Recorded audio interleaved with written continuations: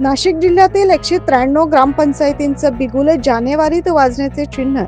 पाहूया सविस्तर बातमी. राज्यात नुकतीच 15व्या विधानसभेसाठी निवडणूक पार पडली. त्या पाठोपाठ आता वेध लागले ते ग्रामपंचायत निवडणुकांचे. नाशिक जिल्ह्यातील 13 तालुक्यांमध्ये तब्बल 193 ग्रामपंचायतींचं जानेवारी महिन्यात बिगुल वाजणार आहे.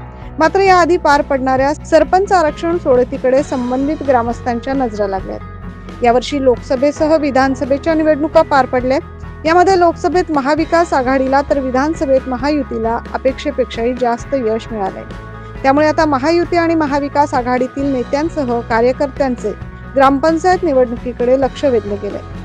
या महिन्यात नाशिक जिल्ह्याच्या 13 तालुक्यातील 193 ग्रामपंचायतींचा 5 वर्षाचा कार्यकाळ संपुष्टात येणार आहे. त्यामुळे आता राज्य निवडणूक आयोगाच्या मार्गदर्शनानुसार जिल्हाधिकारी कार्यालयातील ग्रामपंचायत विभागाने या गावांमध्ये आधीच पंचवार्षिक निवडणुकांच्या अनुषंगाने प्रभाग वॉर्ड या रचनांची कार्यवाही देखील पूर्ण केली.